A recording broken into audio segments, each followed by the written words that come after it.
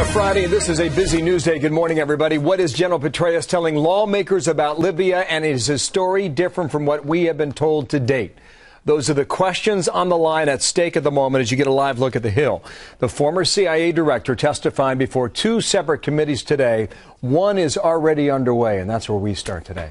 I'm Bill Hemmer. Welcome here to America's Newsroom. How you doing? Good morning, Bill. Good morning, everybody. I'm Martha McCallum. So the lawmakers are hoping that Petraeus will set the record straight on what the administration knew and when they knew it. And there are many people who are already skeptical about that. Take a look.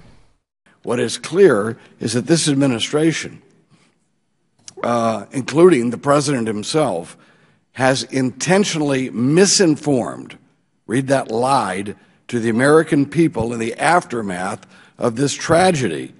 Now, President Obama has the gall to float the name as possible Secretary of State, the name of the person who is the actual vehicle used to misinform the American people during this crisis. So now we move to today, and Chief Intelligence Correspondent Catherine Herridge live on the Hill. Good morning there. What do we expect to get from General Petraeus today behind closed doors now, Catherine?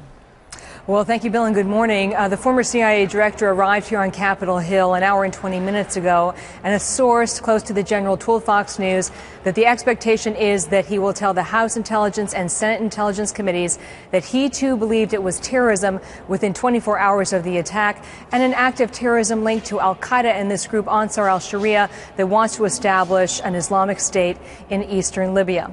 The source also told Fox News that they expect the general to bring with him the original talking points that were put together by the CIA.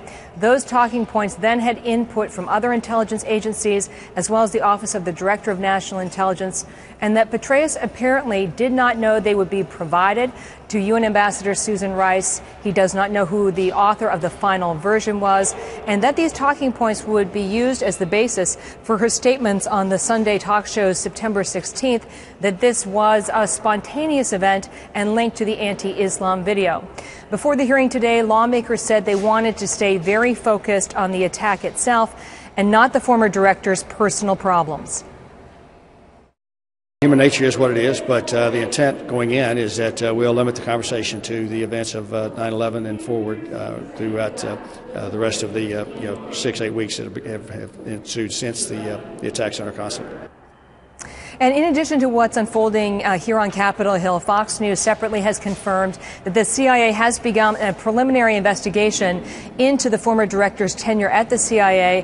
That would include whether any CIA assets or materials, if you will, were used to facilitate this affair or alleged affair with his biographer, Paula Broadwell, Bill. A lot of people look at this on the outside, and they look at today as a day where you might be able to settle some things.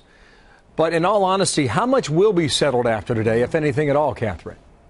Well, based on these two closed classified hearings yesterday and the limited statements we had from lawmakers afterwards, it does appear that the testimony this week will really raise more questions about what, in fact, was known about Benghazi and why there was this storyline that the anti-Islam video had a role. What we're seeing play out now is an attempt to really mesh varying versions of events and what are really conflicting timelines on these events. We have a State Department timeline, a Defense Department timeline, a CIA agency timeline.